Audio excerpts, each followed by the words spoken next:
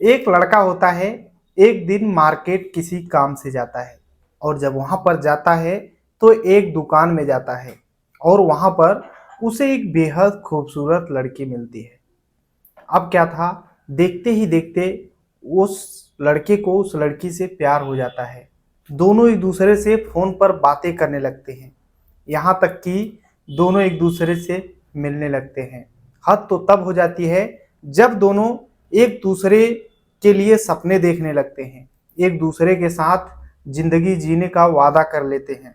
लेकिन यहाँ तक तो फिर भी सही था, लेकिन इन दोनों की जिंदगी में एक दिन जो होता है, वाकई में आप सुनेंगे तो सोचने के लिए मजबूर हो जाएंगे।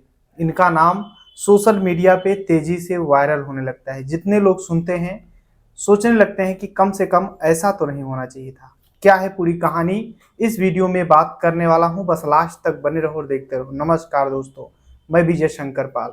इस वीडियो को लाइक करना, चैनल को सब्सक्राइब करना। रोजाना शाम को 7 बजे हमारी एक नई वीडियो आती है, तो चैनल को सब्सक्राइब करके बेल आइकन को जरूर दबा लीजिएगा। बाकी आप लोग कहाँ से हमारी वीडियो देखते हैं कमेंट जरूर कीजिएगा, नेक्स्ट वीडियो में आप सभी का नाम जरूर लूंगा। बाकी अभी तक आप हमारे टेलीग्राम चैनल पे ज्वाइन नहीं है तो ज्वाइन हो जाइएगा, लिंक डिस्क्रिप्शन में मिल जाएगा। चलिए स्टार्ट करता हूँ। आज की जो सच्ची घटना सुनाने जा रहा हूँ ये है, मध्य प्रदेश में एक जिला लगता है ग्वालियर। यहीं पर एक थाना है, कंपू थाना। इसी थाने के अंतर्गत गोहद एक गांव लगता है। यहीं का रहने वाला संजय गुर्जर होता है। संजय जो कि पढ़ाई लिखाई करने के बाद घर पे ही रहा करता था, घर की किसानी किया करता था, बस घूमना टहलना, इसके सिवा कोई काम नहीं। समय धीरे धीरे बीत रहा होता है। संजय का जो घर है वो गोहद में ही है और संजय एक दिन कंपू बाजार कुछ काम से जाता है और जब जाता है तो एक दुकान में जाता है और वहां पर उसे एक बेहद खूबसूरत लड़की दिखती है। जब उस लड़की को देखता है तो संजय गुर्जर उस लड़की का दीवाना हो जाता है, उसके पीछे पड़ने लगता है। सोचता है कि मुझे किसी न किसी तरीके से इस लड़की से बात करना है। अब क्या था, उस दिन उस लड़की के दुकान पर जाता है, लेकिन उस लड़की अपना सामान देती है, बस इस पे कोई भाव नहीं देती है। संजय गुर्जर घर पे आता है और बस उसी लड़की के बारे में सोचता रहता है। दूसरे दिन फिर से जाता है उसके दुकान पर, सामान लेता है, कुछ हंसी मजाक करने की कोशिश करता है, लेकिन लड़की बिल्कुल अपने काम से मतलब कोई ध्यान नहीं देती है। अब क्या था, संजय फिर से घर पे आता है, लेकिन अब जो संजय है उसके दिलो दिमाग में वो लड़की छा गई थी। अब तीसरे दिन फिर से जब संजय जाता है दुकान में तो उस लड़की से पूछता है कि आपका नाम क्या है। वो लड़की बताती है कि मेरा नाम परवीन खान है। अब संजय बोलता है कि वाकई में आपका नाम बेहद खूबसूरत है, बहुत अच्छा है। तो लड़की बोलती है थैंक यू, आपको क्या सामान लेना है। तभी संजय बोलता है कि मुझे कुछ ऐसे ही सामान लेना है और आप अगर अपना नंबर दे दें तो मेरा एक फ्रेंड है उसे भी भेज दूंगा, यहीं पर सामान ले लेगा। लड़की बोलती है कि मैं नंबर किसी को नहीं देती हूँ, आपको सामान लेना है तो लीजिए। अब लड़का दूसरे उस दिन भी चला जाता है, लेकिन अब आए दिन उसी दुकान पर लड़का पहुंच जाया करता था। एक दिन फिर से जब वहां पर जाता है तो उस लड़की से बात करते हुए बोलता है कि बस आपसे नंबर ही मांगा था, लेकिन आपने नंबर दिया नहीं।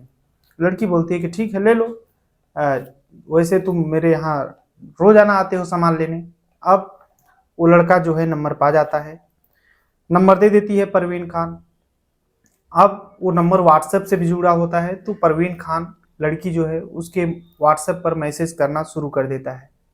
अब उसे इधर उधर की इमोजी भेजा करता था, बातचीत करता है, लड़की भी उससे बात करती है, गुड मॉर्निंग, इधर उधर की बातें। अब समय बीतता रहता है, तभी जो परवीन खान है लड़की, वो स्टेटस लगा रखी थी अपने फोटो का। तो संजय मैसेज करता है, बोलता है वाकई में आप बेहद खूबसूरत हैं, आपके जैसा खूबसूरत तो मैंने कभी देखा ही नहीं है। आखिरकार परवीन थैंक यू बोलती है। अब ऐसी ही बातें चलती रहती हैं, अब दोनों के बीच में दोस्ती हो जाती है। अब जब समय बीतता है तो एक दिन संजय इसके दुकान पर आता है परवीन के और फिर बोलता है कि चलिए ना आइसक्रीम खा लीजिए। अब वो लड़की उसके साथ जाती है, आइसक्रीम खाती है। दोनों एक दूसरे से धीरे धीरे बातचीत करने लगते हैं, आए दिन वीडियो कॉलिंग पे बात करने लगते हैं। अब ये दोनों की दोस्ती हो जाती है। अब संजय और जो लड़की है परवीन खान, दोनों में एक दूसरे से प्यार हो जाता है। कब दोनों एक दूसरे के करीब आते हैं पता ही नहीं चलता है। एक दिन संजय गुर्जर बोलता है परवीन खान से कि तुमसे मैं मिलना चाहता हूँ। परवीन बोलती है कि देखो मैं दुकान पे रहती हूँ, मेरा भाई है एक, और मैं दुकान छोड़ करके कहीं और नहीं जा सकती हूँ। संजय बोलता है कि बस तुम किसी काम से निकलो। तो एक दिन अपना कॉलेज जाना था उसे, परवीन खान को, और फिर संजय आता है उसे कॉलेज ले जाता है। उसके बाद एक होटल में ले जाता है ग्वालियर में, और जब होटल में जाता है तो दोनों खाते पीते हैं। पहली बार संजय गुर्जर और जो परवीन खान लड़की है दोनों में संबंध बनते हैं, और जब पहली बार संबंध बनता है तो फिर अब छूटने का नाम ही नहीं लेता है। अब दोनों एक दूसरे से मिलते, संबंध बनाते, समय धीरे धीरे बीत रहा होता है। अब 1 साल बीत जाता है, 2 साल बीत जाता है, धीरे धीरे करके 3 साल बीत जाते हैं। अब टाइम बीतते रहता है। अब यहाँ तक कि जो परवीन खान है वो मन ही मन संजय गुर्जर को अपना पति मान चुकी थी, जबकि संजय गुर्जर एक हिंदू था और परवीन खान एक मुस्लिम लड़की थी। अब एक दिन परवीन खान संजय से बोलती है कि मैं तुमसे ही शादी करूंगी। परवीन भी बोल देता है कि ठीक है, मैं भी तुमसे ही शादी करूंगा, तुम्हारे सिवा मैं किसी के साथ रह ही नहीं पाऊंगा। अब दोनों एक दूसरे से शादी का वादा कर लेते हैं, जिंदगी जीने का कस्में खाने लगते हैं। समय बीत रहा होता है। एक दिन की बात होती है, 1 सितंबर 2024 को। जो परवीन खान है ये अपने भाई शानू खान से बोलती है कि भाई मुझे कॉलेज जाना है, कुछ काम है, बस तुम दुकान देखते रहना, मैं शाम को घर पे आ जाऊंगी। आखिरकार शानू खान बोलता है कि ठीक है बहन। अब परवीन खान निकलती है घर से, और जब घर से निकलती है तो फिर कहाँ जाती है पता ही नहीं चलता है। अपने कॉलेज जाती है लेकिन घर पे वापस नहीं आती है। शाम हो जाता है। उसका भाई शानू खान इंतजार करता रहता है कि मेरी बहन शाम को आएगी, लेकिन नहीं आती है। सुबह हो जाता है। शानू खान जो है अपने बहन परवीन खान के मोबाइल पर बार बार फ़ोन करता है, लेकिन बहन का मोबाइल जो है स्विच ऑफ आता है। अब अलग अलग जगहों पे पता करने लगता है, रिश्तेदारी या अलग अलग जगहों पे शानू खान पता करता है, लेकिन उसकी बहन का कोई पता नहीं चलता है। अब परवीन खान के जो परिवार वाले हैं, उसकी मम्मी पापा सभी परेशान होने लगते हैं कि आखिर मेरी बेटी गई कहाँ पे। बताई भी नहीं, बस बोली थी कॉलेज जाऊंगी। कॉलेज में पता किया गया तो पता चला कॉलेज आई ही नहीं थी। अब अलग अलग जगहों पे पता करने के बाद जब नहीं पता चलता है तो 2 सितंबर 2024 को पुलिस स्टेशन जाते हैं। जो शानू खान और उसके मम्मी पापा सभी पुलिस स्टेशन जाते हैं और बोलते हैं कि मेरी बहन गायब हो गई है। अब गुमशुदगी दर्ज कराते हैं। पुलिस गुमशुदगी जब दर्ज करती है तो एक लड़की मिसिंग का कंप्लेन था, तो अब पुलिस भी सीरियस लेती है, अब जांच पड़ताल करने लगती है कि आखिर परवीन खान गई कहाँ पे। तभी एक अस्पताल है जिसका नाम JAH अस्पताल है, वहां से फोन आता है पुलिस को कि एक लावारिस लड़की है जो इस दुनिया को छोड़कर चली गई है और उसका गार्जियन कोई नहीं है। पुलिस फौरन पहुंचती है और फोटो भी दिए थे परवीन खान के घर वाले, तो मिलाती है तो पता चलता है कि कोई और नहीं बल्कि परवीन खान ही है। अब परवीन खान के भाई शानू खान को और भी जो मम्मी पापा हैं सभी को बुलाया जाता है। सभी देखते हैं परवीन खान को इस हालत में कि परवीन खान इस दुनिया को छोड़कर चली गई है। तो सभी लोग परेशान होने लगते हैं आखिर हुआ क्या है। अब पोस्टमार्टम के लिए भेज दिया जाता है। पोस्टमार्टम का रिपोर्ट आता है तो पता चलता है कि जो परवीन खान है उसने जहर खा लिया है। अब सबसे बड़ी समस्या है कि जहर क्यों खाया, आखिर ऐसी क्या मजबूरी थी।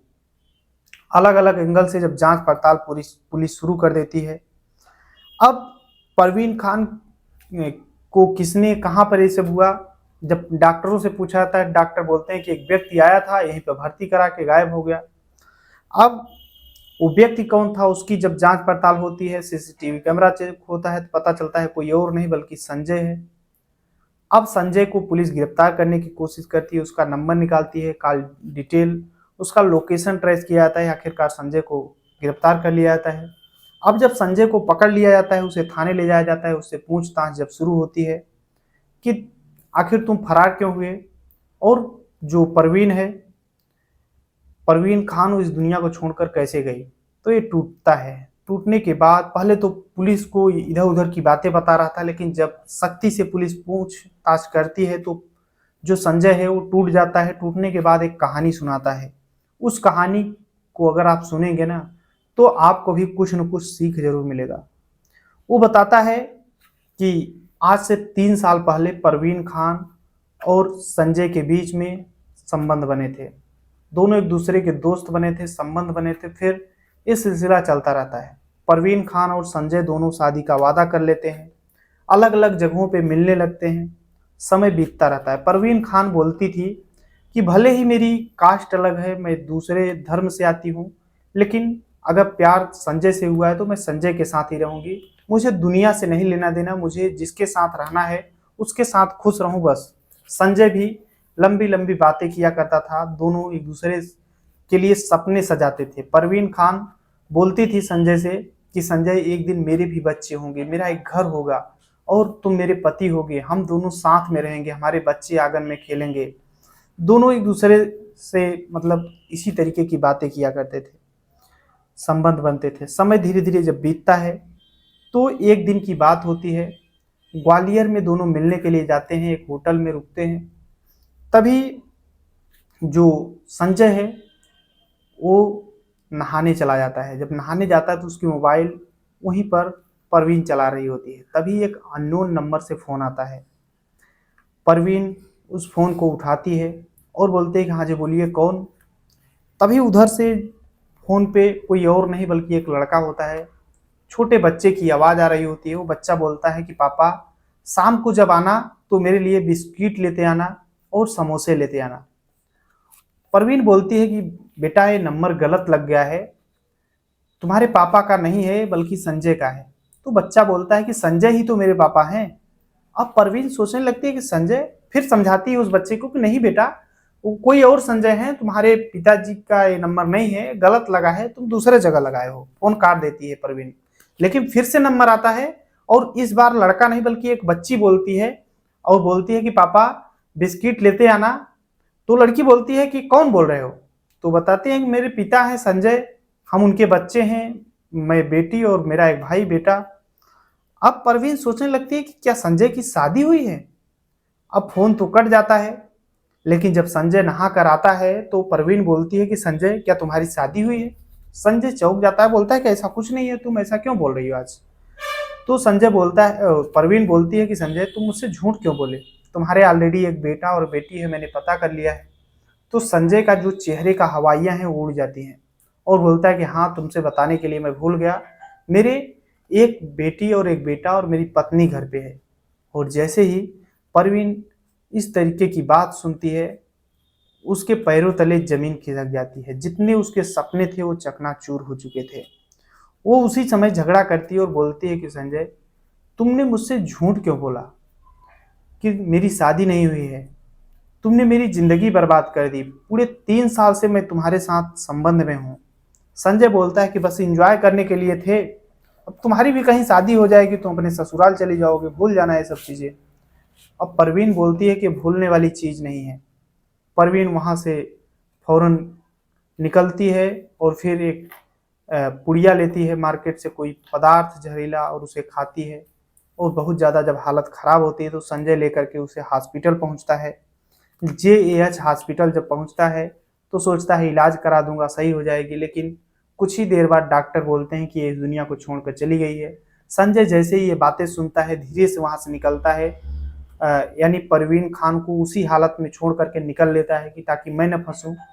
अब आखिरकार संजय पुलिस की गिरफ्त में आ चुका है, पुलिस उसे गिरफ्तार कर ली है और वो सलाखों के पीछे पहुंच चुका है। अभी पुलिस और जांच पड़ताल कर रही है, अच्छे से गहनता से सबूत जुटा रही है और पुलिस का मानना है कि संजय को सख्त से सख्त, कड़ी से कड़ी कार्रवाई होगी। बाकी ये पूरी जो कहानी है भाई, सुनाने का उद्देश्य किसी को परेशान करना है, दुख पहुंचाना नहीं, बल्कि आप सभी को जागरूक करना है। जहां भी रहें अपना और अपनों का ख्याल रखें, सुरक्षित रहें। बाकी कोई भी लड़की हो किसी अनजान व्यक्ति के संबंध में न आए, क्योंकि ये दुनिया बहुत झूठी है, बहुत अलग तरीके की है। चलते हैं आज के कमेंट की ओर। तो साबिर अली हैं बीकानेर राजस्थान से, शकील हैं बरेली उत्तर प्रदेश से, रामलाल मेघवाल अल्टा बाड़मेर राजस्थान से, Dilip Pandey CCM mould operator Kashipur से हैं, शांतिलाल आहिर गुजरात से। सभी को तहे दिल से शुक्रिया। मिलते हैं इस वीडियो में, तब तक के लिए जय हिंद, वंदे मातरम।